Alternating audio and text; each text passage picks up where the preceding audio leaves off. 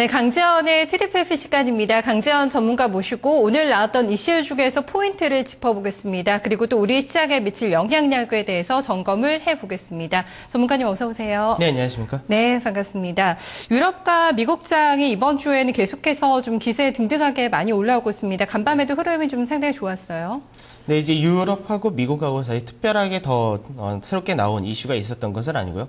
이제 유로존에 대한 우려감이 계속해서 좀 완화가 되는 그런 부분들이 이제 유럽 시장의 계속된 상승세를 이어가는 그런 모습을 나타내줬는데요. 이제 독일 증시 같은 경우는 0.25%, 프랑스가 0.76, 영국이 0.69, 그 이탈리아와 스페인이 1.5에서 2.3% 정도의 상당히 좀 강한 급등세가 이어지고 있다라고 보시면 될 것 같습니다. 이제 유럽에 대한 불확실성이 좀 완화된다는 부분이 어저께는 금융주들을 중심으로 강세가 나타났다면은 오늘은 이제 경기 민감주까지도 이제 강세가 나타나면서 마감이 되는 모습이었고요. 이제 어저께 미국 시장 같은 경우는 이런 유럽 시장에 대한 불안감이 완화된 부분도 있었지만 아무래도 시장에서 좀 주목을 받았던 부분이 이제 주택 지표가 상당히 좀 개선되어서 나타났다라고 보시면 될 것 같습니다. 이제 주택 지표의 발표가 상당히 좋았는데도 불구하고 이 상승폭은 좀 제한적인 그런 모습이었었는데 이 상승폭이 좀 제한되었던 가장 큰 이유 중에 하나가 바로 연중 최고치의 S&P 지수나 다우 지수가 다다랐기 때문에 그 구간대에서의 매물을 좀 받았다라고 보시는 것이 좋을 것 같습니다. 다우 지수는 0.04%, 나스닥은 0.1% 정도의 강보합으로 마감이 되었고 S&P 지수는 0.4% 정도의 소폭 추가적인 강세가 더 나타났다라고 보시면 되겠습니다. 이제 업종별로는 이제 특히 IBM과 인텔이 어저께 실적 발표 이후에 하락폭을 좀 확대하는 그런 모습이 나타났는데 이런 종목들을 제외하고는 대부분의 이제 철강이라든지 중장비, 에너지 섹터들이 강세로 마감이 되는 모습이었습니다. 네, 장 마감 후에도 아메리칸 익스프레스와 이베이가 실적을 공개를 했는데요. 예상치에 부합하는 수준에서 지금 발표가 되고 있습니다. 기술주만 좀 약세거든요. 이런 흐름은 어떻게 봐야 될까요? 좀 기술주 계속해서 이런 추세적으로 좀 약한 흐름 조정 이어질까요? 우선 기술주 같은 경우 이제 IBM과 그 인텔이 어저께 주가가 상당히 좀 안 좋게 나왔는데 이제 안 좋게 나왔던 부분 중에 하나가 이제 실적을 발표했을 때 3분기 실적은 사실 좋았습니다. 그런데 4분기 전망치 자체가 좀 하향 조정 전망치가 좀 낮아졌다는 부분이 시장에서는 4분기 실적에 대한 우려감을 이제 벌써 또 반영하는 그런 흐름도 나타나고 있는데 이제 시장에서의 이제 산업 자체의 트렌드가 앞서 이제 PC라든지 서버 같은 대형 컴퓨터에서 이제는 스마트 기기라든지 태블릿 같은 이런 쪽으로 움직이다 보니까 아무래도 이제 산업에 대한 여파가 있다라고 보시면 될 것 같은데 그렇다 하더라도 이제 인텔이 이제 단순히 PC 산업만 하는 것은 아니기 때문에 어느 정도 시장에서는 이제 4분기에 좀 개선되지 않을까라고 보고는 있습니다. 네, 알겠습니다. 이번 주 계속해서 시장을 떠받치고 있는 재료가 스페인에 대한 기대감이 아닐까 싶습니다. 버티기 작전으로 일관하던 스페인 쪽에서 약간의 좀 태도 변화가 감지가 되고 있거든요. 빠르면은 이번 달 안에도 좀 가능하지 않을까, 구제금을 신청하지 않을까 좀 예상이 형성이 되고 있습니다. 좀 그럴 가능성도 있을까요? 네, 현재 시장에서는 스페인이 늦어도 다음 달 안에는 신청을 한다 쪽으로 거의 받아들여지고 있다라고 보시는 것이 좋을 것 같습니다. 이제 어저께 월가에서 이제 나왔던 얘기 중에 하나가 스페인이 구제금융을 신청하게 된다면은 이제 국채 수익률이 한 1.5% 정도 하향을 나타낼 것이고 증시 같은 경우는 약 15% 정도 상승이 나타날 것이다라는 발이 있었는데요. 어저께도 마찬가지로 이제 스페인에 대해서 이제 ESM에서 약 1,000억 유로 정도 미만으로 이제 신청하는 것이 좋다라는 말도 나왔었고, 그 무디스사에서도 이제 스페인의 신용 등급을 앞전에 유지를 하기로 했던 부분을 그대로 유지를 했다는 부분이 결국 이제 스페인에 대해서 구제금융이 결과적으로 시간만 걸릴 뿐이지 신청을 한다라는 쪽에 무게가 실리면서 이제 유럽 시장에 대한 우려감이 좀 완화가 되는 그런 모습이었는데요. 이 흐름이 가장 강하게 나타났던 부분이 바로 스페인 증시와 그리고 이탈리아 증시 그리고 스페인과 이탈리아의 국채 금리라든지 이런 부분에서 크게 나타난 모습이었습니다. 그러다 보니까 이제 스페인 같은 경우는 이제 10년물 국채 수익률이 이제 5.4%대로 내려왔기 때문에 올해 3월달 이후로는 최저치를 나타내는 그런 모습이었고 특히 이탈리아의 국채 수익률 같은 경우는 오히려 4.7%까지 나타나면서 올해 연중 최저치를 나타내는 그런 흐름을 보였다라고 보시면 될 것 같습니다. 그리고 앞서도 이제 스페인과 이탈리아 증시는 급등세를 이어갔다고 말씀을 드렸는데요. 스페인 증시 같은 경우는 어제와 그제 이틀 동안에 5% 이상의 급등이 나타났기 때문에 그만큼 시장에서는 이제 유로존에 대한 우려감이 크게 완화된다는 쪽에 기대를 가지고 있다고 보시면 될 것 같습니다. 그리고 그 외적으로도 이제 그리스와 트로이카 실사단과의 어느 정도 조율이 이제 거의 다 좀 합의가 되고 있다라는 발표가 됐었는데요. 노동 개혁에 대한 부분을 제외하고는 대부분이 합의가 어느 정도 이어졌다는 점에서 추가 금융을 집행할 가능성이 높아졌다는 부분이 부분 역시도 유로존에 대한 우려들을 좀 완화시켰다라고 보시면 될 것 같습니다. 네, 미국 시장에서는 주택 지표가 꾸준하게 잘 나와요. 거의 반년째 계속해서 좀 회복되는 모습을 나타내고 있거든요. 굉장히 좋았죠, 간밤에도. 네, 이제 미국의 주택 지표는 아직까지 이제 어저께 이제 주택 체감 지수가 이제 41이 발표되었었는데 이제 50이 이제 호황을 얘기를 하고 50 미만은 아직까지 불황이라 얘기를 하는데 계속해서 개선되는 흐름이 나오다 보니까 부동산 시장에 대한 기대치는 상당히 높다라고 보시면 될 것 같습니다. 근데 이제는 실질적인 이제 건축 착공 건수라든지 건축 허가 건수가 어저께 발표되었었는데 이제 건축 착공 건수 같은 경우는 87만 2천 건, 예상치가 77만 건이었기 때문에 굉장히 큰 폭의 예상치를 상회하는 결과가 나타났고 이 부분은 약 4년 만에 최대치이기 때문에 그만큼 미국의 부동산 시장이 굉장히 크게 개선이 되고 있다. 그리고 향후의 전망을 알 수 있는 것도 건축 허가 건수인데요. 그만큼 신청을 많이 한다는 이야기인데 현재 이 부분도 어저께 예상치가 81만 건이었었는데 89만 4천 건으로 발표가 되었기 때문에 그만큼 부동산 시장의 개선은 뚜렷하게 나타나고 이런 부분들이 결국은 소비로까지 이어질 가능성이 높다는 점에서 미 경기가 꾸준히 회복될 가능성이 높다라고 보시면 될 것 같습니다. 네, 전문가님 월가에서는 전략가들이 부적을 보일 때마다 건설업 쪽을 매수하자 이런 전략을 주고 있다고 하거든요. 아무래도 계속해서 이 주택 시장이 좀 나아지는 모습을 보이고 있기 때문에 이런 전략이 나오고 있는 것 같은데요. 네. 지금이 어느 정도 고점이 형성이 됐다고 볼 수가 있을까요? 계속해서 좀 상승 쪽으로 주택 지표가 개선되는 흐름을 보일까요? 네, 보통 이제 부동산 경기를 이야기할 때 약간 주식하고는 약간 안 맞는 얘기가 될 수도 있는데 보통 부동산 경기는 약 6년 정도의 사이클을 가지고 있다고 얘기를 하는데요. 지금 이제 부동산 시장이 실제로 올해부터 바닥을 치고 올라가는 흐름이 나타낸다면은 결국 이제 세계 경기가 이제 호전되고 회복세를 나타내는 그 맞물린 시각이 있기 때문에 여전히 이제 부동산 시장은 이제 앞으로도 꾸준히 상승할 가능성이 좀 높다는 쪽으로 보셔야 될 것 같습니다. 더군다나 이번에 QE3 자체가 모기지론을 구입하는 매입을 하는 그런 정책이기 때문에 결국은 계속해서 낮은 금리로 주택담보대출이라든지 이런 부분을 봐줄 수 있다는 점에서 이 흐름은 이제 향후 단기간에 끝날 것이 아니라 최소한 QE3가 마무리되고 그 이후까지도 좀 더 진행될 수 있다는 점에서 최소 2, 3년 정도는 계속해서 강세될 가능성이 좀 높다고 보셔야 될 것 같습니다. 네, 조금 더 확신에 차서 이런 주택시장의 회복을 바라보고 있는 것 같습니다.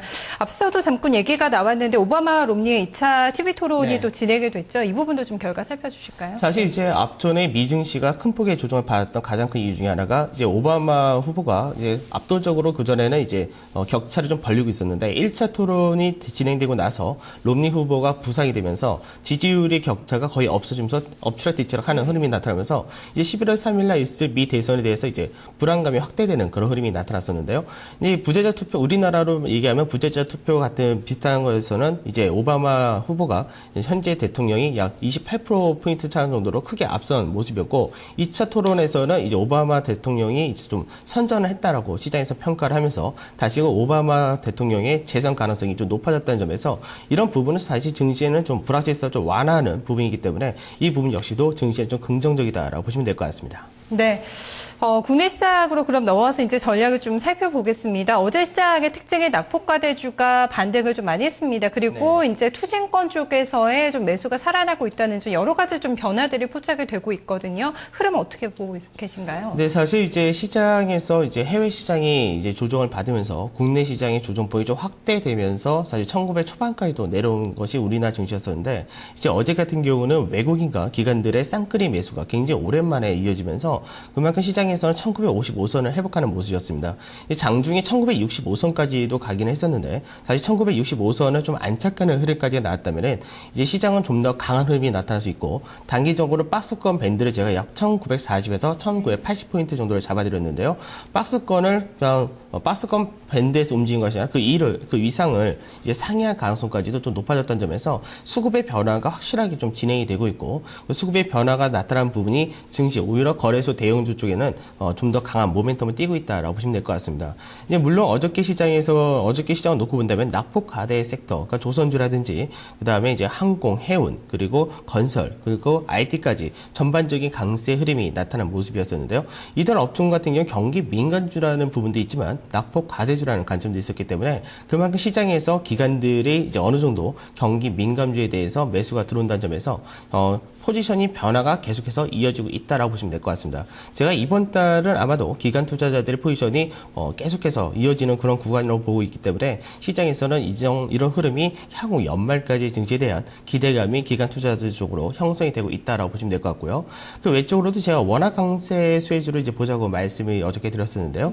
이제 원화 강세 수혜주로서 대표적인 것이 뭐 항공이라든지 그 유틸리티, 그 산업, 전력 산업, 그리고 이제 여행주까지도 포함이 되는데, 이런 항공, 원화 강세 수혜주는 계속해서 좀 관심을 가셔야 될 것 같습니다. 어저께도 마찬가지로 1,105원까지도 환율이 다시금 내려오는 그런 모습이었는데, 우선 1,100원 정도에서는 심리적인 저항대로서, 지지대로서 작용이 되기 때문에 1,100원 구간에서는 어느 정도 멈추지 않을까, 그렇게 보고는 있습니다. 단기적으로.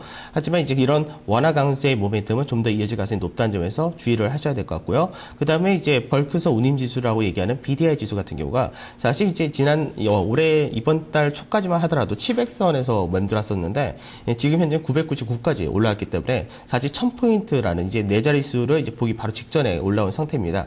근데 이런 벌크선의 운임지수 같은 경우는 사실 이제 STS 페노션이 대표적인 이제 벌크선사인데 STS 페노션 같은 경우는 1000이라는 수치가 올라가면은 손익분기점이 올라가기 때문에 그만큼 해운 시장 역시도 조금은 개선이 되고 있다는 점에서 이런 관련주 역시도 좀 보시는 것이 좋다. 그걸 말씀드리고 어저께 같은 경우 투신권이 아주 너무나 오랜만에 순매수로 마감이 되었는데 이 부분은 이제 주식형 펀드가 3거래일 연속 이제 조금씩이나마 순매수가 유입이 되고 있다는 점에서 펀드 환매가 일단락이 좀 되었다라고도 보셔도 될 것 같습니다. 네, 어제도 조용히 강하게 등장을 한 게 또 연계금이었습니다. 보니까요, IT랑 화장품주를 집중적으로 좀 매수를 했거든요. 계속해서 이쪽으로 좀 비중을 좀 확대를 한다고 기관 쪽에서요. 투신권도 마찬가지고 좀 이쪽에 많이 관심을 나타내고 있는 것 같아요. 지금 현재 이제 보통 중국 관련주가 중국이 4분기부터는 경기가 완연한 회복세를 보일 것이라고 다들 전망을 하고 있는데요. 아무래도 이제 중국 관련주에서 중국 소비주 섹터가 사실은 좀 더 시장에서 부가 나타냈는데 이들 섹터가 좋은 것은 맞지만 너무나 가격적인 상승폭이 좀 크다 보니까 이제 그런 데에 대한 부담감을 느끼고 있고 반면에 이제 중국이 경기가 이제 회복세를 이제 본격적으로 나타나게 된다면은 소재 업종으로서 분류가 되는 화학이나 철강 중에서 화학 sek터에 대해서 기관 투자들이 좀 긍정적인 관점을 가지고 있고 그리고 미국의 연말에 대한 소비 시즌에 대비해서 전기전자 같은 경기 민감주 역시도 관심을 가지고 있기 때문에 최근 들어서 투시라든지 연기금에서 이런 화학이라든지 전기전자 섹터에 대해서 비중을 높이는 것은 향후 증시에 대한 긍정적인 전망을 좀 가지고 있다라고 보시면 될 것 같습니다. 네, 체크포인트 한 가지 좀 더 봐주실까요? 오늘 중국에서 장중에 오전 중에 나오겠죠? GDP 성장률이 발표가 됩니다. 어떤 영향이 있을까요? 네, 이제 중국의 GDP 성장률이 현재 전망치는 7.4% 정도를 잡고 있고요. 지난번 2분기 때가 7.6%였고 중국의 목표치 같은 경우는 7.5%입니다. 근데 이제 7.4%를 상회하는 결과가 나오게 돼서 예를 들어서 2분기에 7.6%를 넘어가는 그런 흐름이 나타나게 된다면은 그때는 중국 경기가 이제 3분기에 바닥을 이미 찍었고 본격적인 회복세로 진입이 되어 있다라고도 볼 수 있고요. 예상치에 부합한다면 뭐 부합한 만큼 이제 4분기에 대해서 또다시 시장에서는 회복세를 완연히 보이냐 아니면은 이제 바닥을 아직까지 다지고 있는 과정이냐라고는 약간은 시장에 대한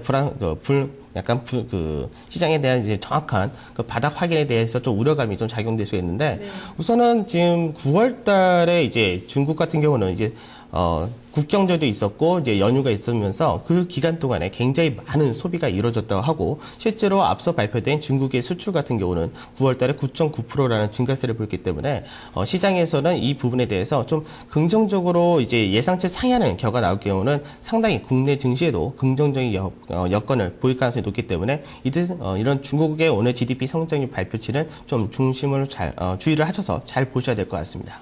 네. 지금 코스닥은 며칠 동안 굉장히 변동성이 크게 나타나기 때문에 대응하기가 너무 어렵습니다. 이거 어떻게 접근 좀 해야 된다고 보세요? 네, 코스닥 같은 경우는 사실 최근 들어서 기관이라든지 외국인들이 장중에 매도 물량 한번 내보내기만 하면은 그때부터 약간 툼에 비슷하게 좀 양상이 나타나고 있는데 그만큼 많이 올랐기 때문에 그런 현상이 벌어지고 있다고 보셔야 될 것 같습니다. 근데 이제 중요한 거는 이제 코스닥 지수가 그래도 계속해서 종가상으로는 21선을 지켜주는 그런 흐름이 나타났었는데 어제 같은 경우는 21선을 이탈한 그런 모습이 나타났기 때문에 현재는 그렇게 된다면 중요 지지 라인이 이제 520에서 510선까지도 열려있기 때문에 그만큼 시장에서 코스닥 시장이 추가적인 하락 가능성 좀 열어두시고 그러고 나서 코스닥의 경우도 이제 좀 나누셔야 되는데 앞서 강세를 띄웠던 코스닥보다는 최근 들어서 IT 관련주가 이제 코스닥에서 상대적인 강세를 좀 나타내는 그런 거이기 때문에 코스닥을 진입을 하실 때는 우선은 신용 비중이 좀 낮은 종목을 선별을 하시고 그 중에서도 IT 부품 섹터 쪽은 아직까지 괜찮다라고 말씀을 드리도록 하겠습니다. 네. 체크포인트, 국내 시장의 체크포인트를 짚어주시면서 전략을 많이 노출을 해주셨어요. 네, 오늘 이제 세 가지 이제 피를 알아봐야 될 텐데요. 좀 전략 자세하게 좀 더 잡아주시죠. 네, 우선은 이제 IT 섹터는 경기 민감주 섹터로서 최근 들어서 기관들의 이제 매수세까지 같이 유입이 되기 때문에 이런 경기 민감 섹터에 대해서는 좀 더 관심을 가지셔야 될 것 같고요. 그 다음에 이제 중국 관련주 역시 화학 같은 경우는 계속해서 매수 수급도 좋아지고 있고 이제 중국에서의 GDP 발표 이후에 흐름이 긍정적으로 전개될 가능성이 높기 때문에 화학까지도 보신 쪽, 그리고 원화 강세 수혜주라고 말씀드린 항공 섹터는 그대로 보시고요. 그리고 이제 앞서도 BDI 지수가 상당히 좀 좋게 나타나고 있기 때문에 해운 업종 역시도 같이 관심을 가신 쪽으로 말씀을 드리도록 하겠습니다. 네, 이전보다는 좀 지난주보다는 좀 섹터 범위가 넓어진 것 같아요. 접근할 만한 쪽이에요. 종목은 어느 종목 볼까요? 네, 오늘은 이제 한진해운을 말씀을 드리도록 하겠는데요. 사실 이제 STS 펜오션이 어저께 좀 더 높은 시세를 나타내주긴 했는데 이제 단기적인 낙폭 과대주란 관점까지도 한진해운은 포함을 하고 있고 실제로 3분기에 대한 우려감이 좀 컸었는데 이 부분은 주가에 이미 상당히 선반영이 되어 있다고 보시면 될 것 같습니다. 그리고 이제 미국의 부동산 시장이 회복이 되고 이제 미국의 연말 소비 시즌이 확대가 되게 되면은 그때는 미국에 따른 운송량이 증가가 되기 때문에 미 노선에 대해서 이제 가장 많은 컨테이너 물동량을 이제 운송을 하는 한진해운이 수혜주가 된다라고 보시면 될 것 같습니다. 차트를 보면서 매매 포인트를 잡아드리도록 하겠는데요. 먼저 한진해운 같은 경우는 올해 초에 강세 흐름을 띄우다가 계속된 하락 추세를 돌파를 했던 자리가 이제 앞전에 이제 8월달 자리였었죠. 돌파하고 나서 이제 어느 정도 시세가 나타났었는데 이 구간대에서 이제 웅진그룹에 대한 문제가 생기면서 부채 비율이 높다면서 시장에서 이 한진해운도 우려감이 표명이 되었었는데 원래 선박이라든지 비행기 같은 경우는 외화에서 순수 자본으로 사는 것이 아니라 부채를 많이 갖고 오기 때문에 이 부분은 당연한 부분인데도 불구하고 시장에서의 심리적인 악화와 기관들의 매도 물량으로 해서 한번 급락해 나왔는데 그래도 지지가 되었던 자리가 추세 자리에서 지지가 되었기 때문에 결국은 중요한 12,600원 자리는 지지를 해줬고 그러고 나서 다시 반등의 흐름이 나타난다는 점에서 이제 오늘 매수를 하는 구간 때는 13,500원을 매수가서 말씀을 드리고요. 단기적인 1차 목표가로서는 15,600원 정도를 말씀을 드리는데 이 종목은 조금 길게 관점을 갖고 한 6개월 정도를 본다면은 21,500원 정도까지도 중기적인 목표가를 가질 수 있다라고 말씀을 드리도록 하겠습니다. 그리고 손절가로서는 이제 12,500원 정도를 잡아드리도록 하겠습니다. 네, 손절가 다시 한번 좀 확인해 주실까요? 지금 보니까 네, 손절가 이제 제가 중장기로 좀 약간 말씀드리기 때문에 손절가는 이제 11,600원을 조금 폭을 좀 높게 해서 잡으셔야 될 것 같습니다. 네, 알겠습니다. 잘 들었습니다. 고맙습니다. 네, 감사합니다. 네, 강지현 전문가와 함께 오늘장 전략에 대해서 또 살펴봤습니다. 잠시 후에 토마토 모닝쇼 다시 돌아오겠습니다. 주식 매입 자금